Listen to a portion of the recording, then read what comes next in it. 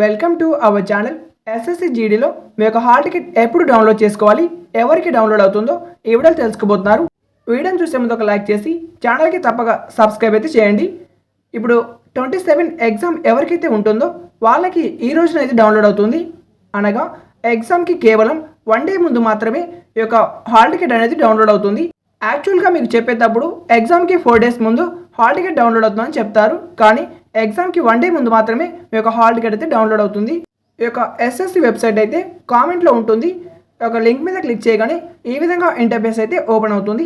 ఇలా ఓపెన్ అయిన తర్వాత మీ యొక్క రిజిస్ట్రేషన్ నెంబర్, పాస్వర్డ్, కింద క్యాప్చర్ ఇచ్చి లాగిన్ అనే ఆప్షన్ మీద క్లిక్ చేయండి. లాగిన్ మీద క్లిక్ చేయగానే ఈ విధంగా మీకు డాష్బోర్డ్ అయితే కనిపిస్తుంది. బ్లూ కలర్లో అడ్మిషన్ సర్టిఫికేట్ అని కనిపిస్తుంది కదా, దాని మీద క్లిక్ చేయండి.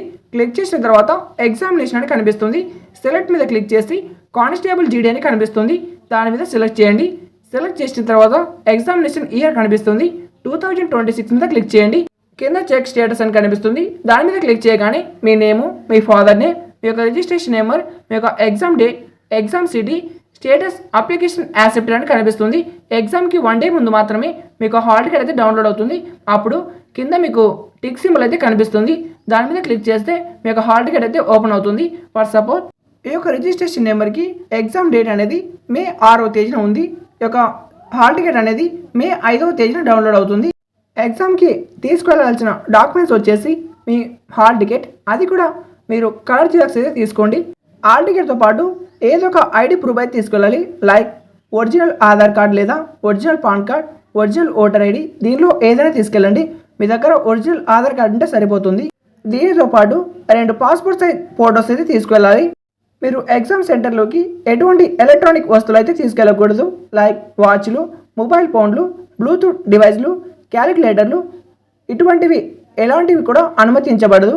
అలాగే రింగ్స్, చైన్స్, ముక్కు పుడకలు వంటి మెటల్ వస్తువులను కూడా తీసుకెళ్ళడానికి ఎటువంటి పర్మిషన్ అయితే లేదు.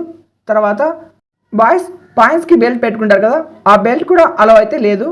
ఇక రిపోర్టింగ్ టైం వచ్చేసి మీ యొక్క హాల్ టికెట్లో మీ యొక్క ఎగ్జామ్ డేట్ చూసుకోండి, ఎగ్జామ్ టైం చూసుకోండి.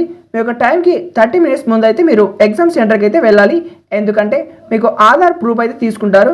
లైక్ మీ ఫింగర్ ప్రింట్ అవన్నీ స్కాన్ చేసుకొని మీకు మీ యొక్క ఎగ్జామ్ సీట్లో మిమ్మల్ని కూర్చోబెట్టాలి. కాబట్టి కొంత టైం అయితే పడుతుంది. మీరు 30 మినిట్స్ అయితే ముందుగా వెళ్ళాల్సి ఉంటుంది. అలాగే ముఖ్యంగా మీరు పెన్, రఫ్ పేపర్ వంటివి కూడా తీసుకెళ్ళకూడదు. మీరు ఎగ్జామ్ సెంటర్లోకి వెళ్ళిన తర్వాత మీకు రఫ్గా చేసుకోవడానికి వాళ్ళ పెన్, పేపర్ అయితే ఇస్తారు. వీడియో నచ్చితే ఒక లైక్ చేయండి. Thank you for watching.